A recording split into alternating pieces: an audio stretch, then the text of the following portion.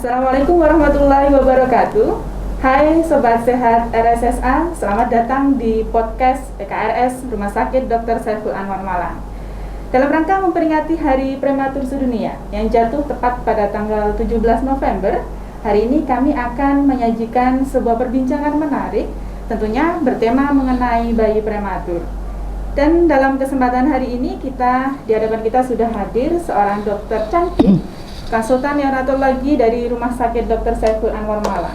Beliau adalah Dr. Brigita Ida Arvisi, spesialis anak konsultan. Selamat pagi, apa kabar dokter? Pagi, baik. Mbak Ambar juga baik ya? Alhamdulillah, sehat luar biasa ini dokter. Dokter, terima kasih sudah hadir di podcast kita pagi hari ini. Ini kita akan membahas atau mengupas tuntas mengenai bayi prematur ya dokter. Mungkin teman-teman di luar sana sudah ada yang paham mengenai apa sih sebenarnya bayi prematur itu. Tetapi mungkin ada juga yang belum tahu ini, kapan sih bayi ini disebut prematur? Nah, itu bisa dijelaskan dokter? Ya, terima kasih. Jadi memang prematur itu sering rancu sama bayi kecil ya. Tidak semua bayi kecil yang beratnya kurang dari 2.500 gram itu prematur. Karena prematur itu kan maksudnya lahir sebelum waktunya. Nah, kapan waktunya yang tepat disebut batasnya dia prematur dan tidak adalah 37 minggu. Jadi kalau bayi itu lahir dengan berat badan misalnya 2000 gram tapi umurnya sudah lebih dari 37 minggu berarti bukan prematur. Tapi prematur maknanya adalah yang usia lahirnya adalah jika di dalam kandungan kurang dari 37 minggu. Nah, sehingga kan kalau belum waktunya lahir, fungsi organ tubuhnya tentu tidak sempurna karena memang secara fungsi dan secara pembentukan mungkin belum selesai begitu. Jadi patokannya adalah di usia kehamilannya ya dokter. Kadang memang kita punya bayi-bayi yang beratnya mungkin cuma 1000 gram, 2000 gram, tetapi sebenarnya dia sudah lewat dari 37 minggu. Berarti dia aterm atau matur sudah matang. Cukup bulan ya, tetapi prematur ya. Ya, dia beratnya kecil, mungkin tidak berkembang dengan baik di dalam perut ibunya. Ya. Baik. Dok, ini pertanyaan selanjutnya ini dok. Ya. Kita kan punya calon orang tua mungkin di luar sana atau mungkin ada pasangan yang baru menikah yang tentunya mereka ingin punya keturunan dengan cara hamil kemudian melahirkan. Nah, apakah ada hal-hal tertentu atau tips yang harus dilakukan para calon orang tua ini untuk bisa mencegah ketika nanti hamil tidak terjadi kelahiran yang belum waktunya atau kelahiran prematur? Itu apa saja dokter? Ya, terima kasih. Jadi penyebab prematur itu kan banyak ya, bisa dari yang terbesar terutama dari faktor ibu. Ya, faktor ibu salah satunya adalah faktor dari bagaimana pemantauan tentu ya. Kalau misalnya tidak terpantau dengan baik, ada infeksi, itu juga bisa memicu kelahiran prematur ya. Nutrisinya nggak bagus, gizinya nggak bagus ya. Saat ini beberapa penelitian tentang hubungan nutrisi dengan kelahiran prematur kan banyak juga. Atau penyakit dari ibu yang memudahkan ibu itu melahirkan prematur, memudahkan rahimnya itu membuka sebelum waktunya sehingga memicu bayinya lahir. Jadi kan harus disiapkan kondisi ibunya, baik itu nutrisinya, kemudian pemantauannya. Nah, maka harus juga ibunya terpantau dengan baik. Jadi kadang-kadang orang tua itu tidak mengontrolkan kehamilannya dengan tepat, tidak mempersiapkan lahirnya juga dengan tepat, tidak mempersiapkan kehamilannya dengan tepat, sehingga begitu kemudian terlahir prematur kaget ya. Apalagi prematuritas itu pada beberapa literatur juga disebutkan ada yang dia diturunkan kemampuan untuk melahirkan prematurnya. Artinya dia di atasnya itu ada riwayat melahirkan prematur. Nah, kalau ada riwayat melahirkan prematur maka harus lebih berhati-hati karena akan berulang pada yang di bawahnya apabila kita tidak memperhatikan ya, misalnya memperhatikan nutrisinya, tidak memperhatikan kontrolnya, mungkin ada kelainan yang bisa diketahui awal dan bisa dicegah untuk pasien itu melahirkan bayi prematur. Iya, baik. Terima kasih dokter. Jadi memang screening selama kehamilan. Mungkin sebelum hamil juga ada screening touch ya dok ya, juga salah satu hal yang infeksi yang harus dilakukan terjadi pada saat kehamilan, salah satunya ya toksoplasma, rubella, CMV, dan juga infeksi yang lain ya yang memicu, dan juga status nutrisi ya paling penting ya, karena kita lihat bayi-bayi kita yang kita terima dan terlahir prematur, ternyata apabila dilihat pada bayinya dan dilihat lagi kepada ibunya, memang keduanya ini dalam status nutrisi yang tidak baik ya. Jadi rekan Sobat Sehat RSSA perlu diperhatikan ya. Jadi sebelum hamil harus screening terlebih dahulu, kemudian nutrisi selama kehamilan juga harus diperhatikan. Kemudian tadi seperti yang disampaikan Dokter Brigita, kita juga harus saat hamil harus kontrol ke dokter kandungan atau bidan atau di fasilitas kesehatan terdekat ya dokter ya. Nah ini yang menarik lagi dokter. Terkadang orang-orang atau rekan-rekan di luar itu sudah bilang seperti ini, sudah kok saya itu sudah nutrisi saya sudah tercukupi, kemudian saya juga sudah kontrol ke dokter kandungan, ke bidan secara rutin, tetapi terkadang memang ada hal-hal yang tidak disangka. Misalkan nih lagi enak jalan sama suaminya dokter, tiba-tiba ternyata ketubahnya pecah. Akhirnya ini adalah hal yang di luar dugaan, mau tidak mau bayi harus dilahirkan terlebih dahulu sebelum waktunya. Lah, ketika hal itu terjadi dok, ini kan harus dihadapi nih sama orang tua. Apa sih dok yang harus dilakukan orang tua ketika menghadapi, ya bayi saya sekarang memang lahirnya prematur, saya harus ngapain gitu? Seperti apa itu dok? Ya terima kasih. Jadi kalau memang terpaksa melahirkan dalam kondisi sebelum waktunya, tentu satu, jika memungkinkan mencari fasilitas kesehatan yang bisa merawat bayi prematur secara lengkap. Di samping juga merawat ibunya ya. Kita kan nggak tahu apa yang memicu persalinan yang cepat, misalnya ibunya dengan masalah yang juga harus diatasi. Tentu harus mempertimbangkan hal itu.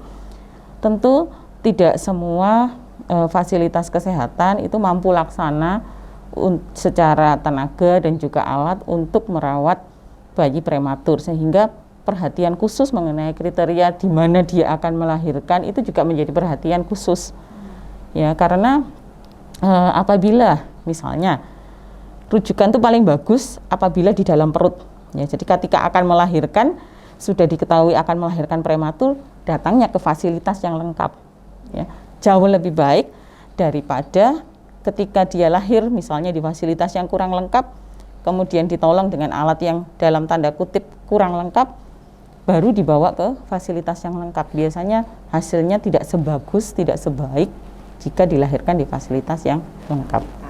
Jadi sebelum melahirkan nih dalam masa kehamilan atau sebelum hamil juga sudah punya referensi ya dok ya, mana fasilitas kesehatan yang kira-kira bisa menangani hal-hal terburuk yang mungkin bisa terjadi. Ya, jadi tidak hanya memikirkan nyaman dan tidak nyaman saja ya, maksudnya secara fasilitas ya mungkin kan ada banyak pertimbangan seperti itu, tetapi bagaimana si bayinya ini berkemungkinan besar untuk selamat dengan alat dan juga tenaga kesehatan yang sesuai standar untuk menangani persalinan tersebut, termasuk outcome-nya yaitu atau luarannya yaitu bayinya.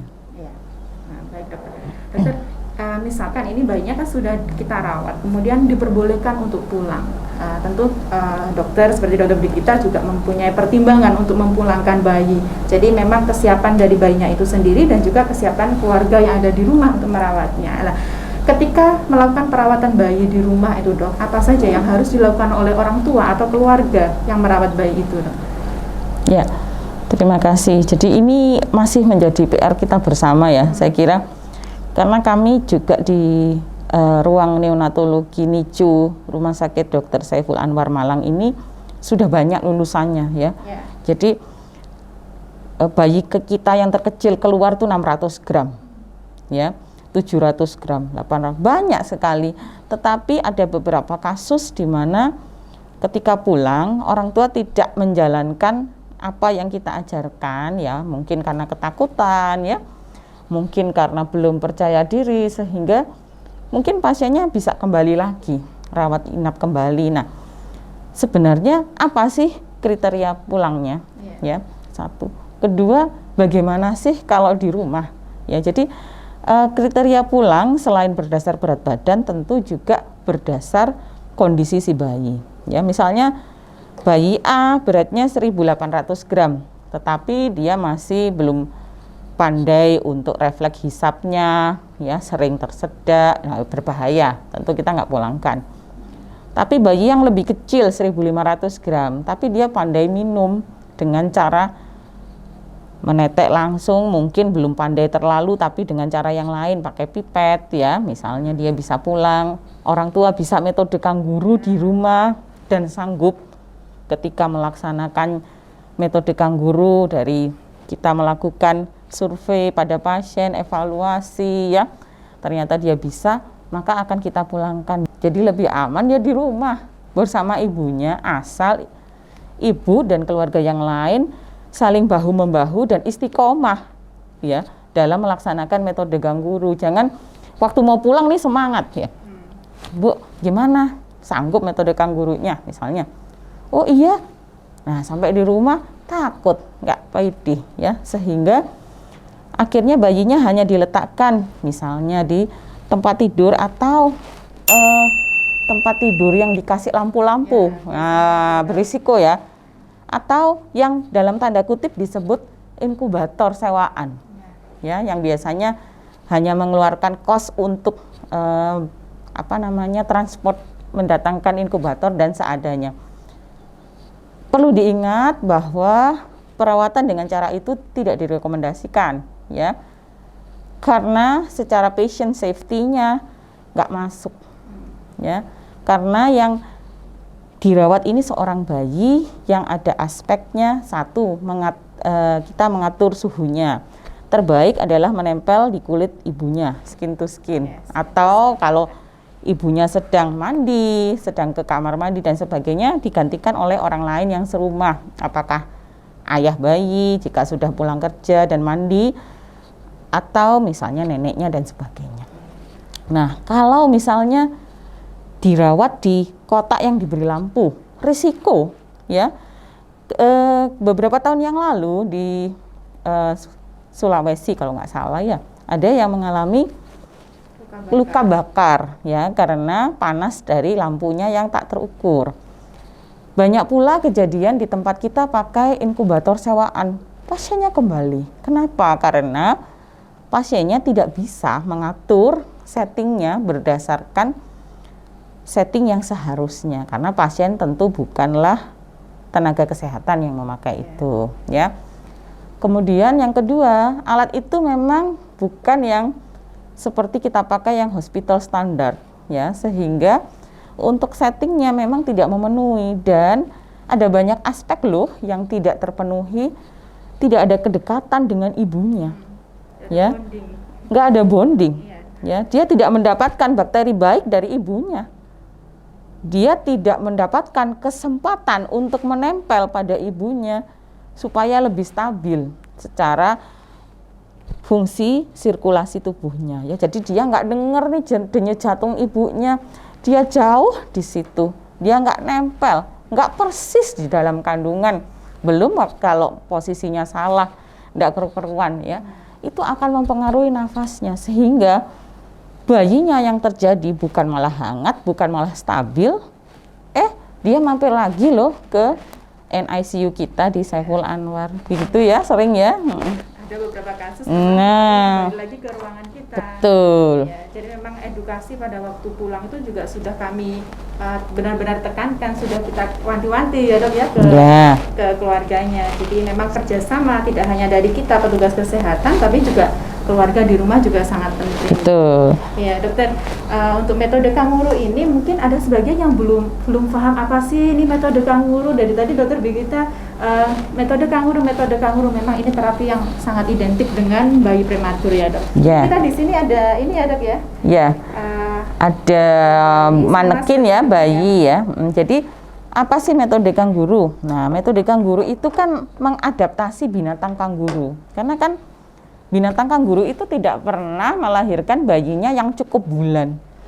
Bayinya selalu kurang bulan ya. Nah, dia hidup di kantong ibunya yang di dalamnya ada kelenjar susunya dan dia mendapatkan gizinya, makanannya dari situ. Tetapi berhubung manusia itu kan nggak ada kantongnya di perutnya, maka dia memodifikasi nih si manusia ya. Jadi membuat kantong yang dari selendang kanguru, di mana nanti bayinya coba diperagakan akan diletakkan di di dalam selendang. Diapers ya dok ya? Boleh. Kalau adiknya pipis justru nanti tambah dingin ya. Bisa jadi hipotermi atau kedinginan adiknya. Tetapi selendangnya nggak harus beli gini.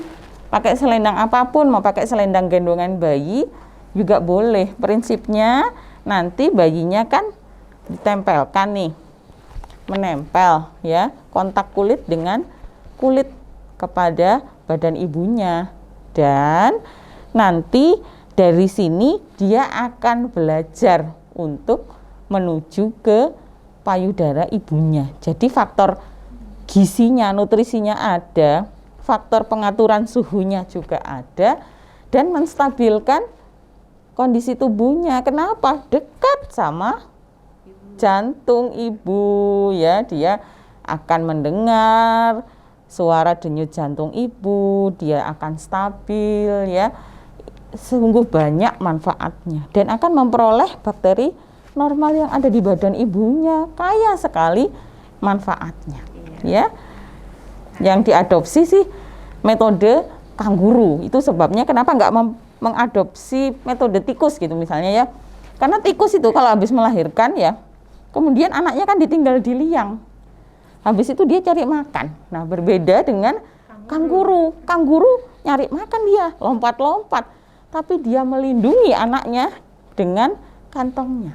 Nah, itulah sebabnya yang diambil prinsipnya untuk melindungi bayinya dengan dimasukkan kantong dan dilindungi oleh ibunya. Itu sebab kita di Saiful Anwar ini, ruang NICU maupun neonatologi atau ruang bayinya menganut Family Care Center. Nah, maksudnya apa sih dok kok Family Care Center? Artinya apa, keluarganya berbondong-bondong atau gimana? Bukan. Ayah ibunya memiliki hak untuk masuk ke dalam ya, dan ikut serta memantau bayinya, diajari merawat bayinya supaya kalau bayinya dipulangkan sudah pandai. Nah, seperti itu ya. Iya, benar-benar dok. Jadi memang kedekatan orang tua sama anaknya itu kan pasti dekat sekali. Betul ya, sekali. Ya. Nah, selain memberikan ASI tadi, karena ASI itu adalah haknya anak dan juga kewajiban ibu untuk memberikan. Betul. Jadi bisa anaknya tetap hangat. Banyak sekali memang manfaat dari MK atau metode kanguru itu tadi lah. Ini ada pertanyaan menarik lagi nih dok. Terkadang ibu-ibu yang sudah kita edukasi nih dok, nanti di rumah melakukan metode kangurunya secara kontinus ya Bu, artinya itu terus-menerus. Pasti berpendapat yang kayak gini, waduh Mbak, nanti kalau saya terus-terusan gendong anak saya nggak bisa makan dong, saya nggak bisa nyapu dong, atau saya nggak bisa ke kamar mandi, atau mungkin nggak bisa melakukan aktivitas lain. Nah, itu bagaimana dok?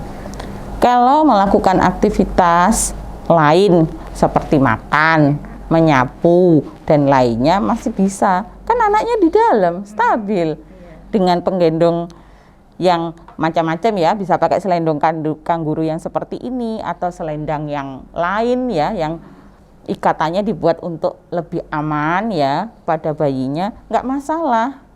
Mungkin saja halangannya kalau mandi, tentu gitu ya, dok? Nanti tentu bisa digantikan ya oleh orang lain yang juga sudah belajar. Oleh karena itu kalau mau pulang biasanya kita pesankan, kita ajarkan yang belajar untuk metode kanguru nggak hanya ibunya, tetapi anggota keluarga lain yang mungkin ikut serta merawat di rumah, seperti itu ya. Jadi jangan khawatir ya rekan-rekan, ini semuanya bebannya tidak hanya di ibu sebenarnya. Ketika nanti pulang, silahkan merekomendasikan bahwa ini nanti yang diajari siapa saja, karena di dalam keluarga itu boleh terlibat semuanya, misalkan nenek, kakek, ayahnya, jadi bisa bergantian dan bayi tetap bisa dilakukan metode kanguru, asalkan syaratnya harus sehat ya dok ya. Betul, sehat, kemudian ini mampu menjaga kebersihan ya. Jangan yang ini malas mandi nanti bayinya jadi sakit. Iya, jadinya nggak nyaman malah. Iya. Juga rewel nanti bayinya malah nggak bisa tenang gitu. Baik dokter. Ini pertanyaan terakhir nih dok. Ya. Nah, mungkin ini sangat penting menurut saya, berguna untuk orang tua atau keluarga yang saat ini sedang merawat bayi prematur. Hal-hal apa saja sih dokter yang harus diperhatikan atau tanda-tanda kegawatan yang ini menjadi sebuah alarm bahwa oh ya, ketika saya menemukan bayi ini seperti ini, berarti saya harus segera melarikan ke pusat pelayanan kesehatan terdekat atau ke rumah sakit. Nah, itu seperti apa, Dok? Ya, jadi kan bayinya dipulangkan dalam kondisi yang mungkin sedikit berbeda ya dengan bayi yang umumnya masyarakat mengetahui, bayi sehat, beratnya 3 kilo sekian misalnya ya, yang mampu minum dengan tanpa perhatian yang lebih mungkin ya dibanding bayi yang lain. Tetapi kan prematur ini berbeda, dia dirawat metode kangguru, lekat sama ibu, mungkin minumnya belum sepandai dengan yang bayi-bayi yang besar. Nah tentu kita harus perhatian, satu, harus punya termometer yang digital ya, rajin cek di ketiaknya bayi ya, berapa suhunya. Satu, jangan sampai kedinginan, suhunya 36,5 sampai 37,5 ya. Lihat bayinya, geraknya, dengan tiap hari merawat bayinya sejak di ruang bayi hadir ya, sejak di NICU selalu ikut menunggu, pasti tahu, oh bayiku nih seperti ini ya seharusnya. Kalau dia jadi lebih lemas, malas minum yang berat, suhunya turun ya, tampak kebiruan, wah ini berarti tanda ya, tanda bahwa bayinya mengalami kegawatan, kulitnya berubah jadi sangat kuning. Nah kita pasti akan mengajarkan hal-hal seperti itu ya, jadi jangan cemas. Dan kalau di Saiful Anwar kita punya kontak ya, punya kontak baik itu super prematur maupun sahabat NICU ya, jadi komunitas ya, kita punya grup yang bisa saling sharing, meskipun misalnya udah di rumah, kalau ada kesulitannya kita akan membantu ya, karena memang kita tahu tidaklah mudah untuk merawat bayi prematur, apalagi sendiri, nggak punya temennya adalah kita yang masuk sebagai bagian dari komunitas tersebut. Mungkin seperti itu ya, Bu Ambar ya. Jadi biar nggak merasa takut. Kalau takut justru nanti kadang langkahnya itu menjadi salah ya. Kalau langkahnya salah, nanti yang dikorbankan bayinya, kasihan. Ya terima kasih dokter, karena memang keterbatasan waktu kita ya, kita harus mengakhiri podcast kita pada kesempatan hari ini. Sebelum saya tutup, mungkin dokter Brigita ada pesan yang ingin disampaikan kepada mungkin calon orang tua atau ibu-ibu keluarga yang saat ini sedang merawat bayi prematur di rumah, dok. Ya, terima kasih.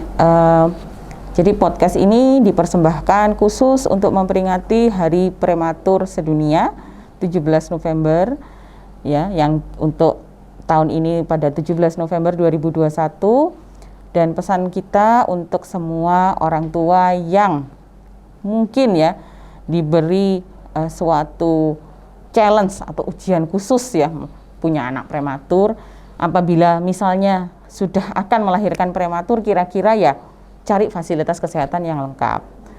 Kalau yang sudah diberi bayi prematur yang udah lahir dan di NICU, jangan menyerah ya, dan tetap semangat, karena dengan orang tua yang semangat, anaknya niscaya akan lebih cepat penyembuhannya dibandingkan dengan yang mungkin jarang dikunjungin ya, jarang diperhatikan. Ingat, bonding antara ibu dan anak terutama.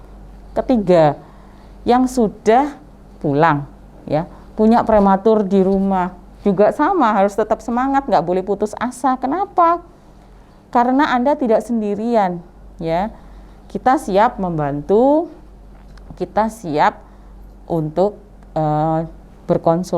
diajak berkonsultasi bersama. Kita akan membantu Anda yang merasa kesulitan ya, karena kita kan punya komunitas yang bisa untuk sharing ya, bisa untuk bertanya-tanya pengetahuan khusus mengenai perawatan di rumah. Nah, itu akan membuat menjadi ilmu yang saya kira bermanfaat ya, dibanding sendirian mikir, aduh merawat prematur sendiri kok kayaknya sulit ya, stres duluan, asinya nggak lancar dong nanti ya. Jadi yang dikorbankan sekali lagi si kecilnya ya, jangan seperti itu ya. Jadi tetap semangat, kita lalui bersama, karena makin hari dengan teknologi yang makin tinggi, cakupan untuk peralatan, teknologi yang dikuasai tenaga kesehatan, makin banyak prematur yang selamat ya. Jadi kita akan menghadapi lebih banyak lagi prematur yang harus kita buat dia menjadi manusia yang juga berkualitas, yang hampir sama atau bahkan melebihi. Seperti Albert Einstein kan prematur beliaunya ya. Nah, buktinya bisa menjadi manusia yang optimal. Jadi jangan menyerah, tetap semangat, dan saya ucapkan selamat Hari Prematur Sedunia. Oke, baik. Terima kasih Dr. Brigita untuk sharing ilmunya hari ini yang sangat luar biasa. Mudah-mudahan apa yang disampaikan oleh Dr. Brigita tadi bisa membuka wawasan kita mengenai bagaimana sebenarnya perawatan bayi prematur yang tepat, seperti itu. Sekali lagi kami mengucapkan selamat Hari Prematur Sedunia. Mudah-mudahan walaupun prematur harus tetap berkualitas, seperti itu ya. Baik rekan-rekan Sobat Sehat RSSA, saya akhiri podcast kita hari ini. Sampai jumpa di podcast-podcast PKRS Rumah Sakit Dr. Saiful Anwar Malang selanjutnya. Saya akhiri, wassalamualaikum warahmatullahi wabarakatuh.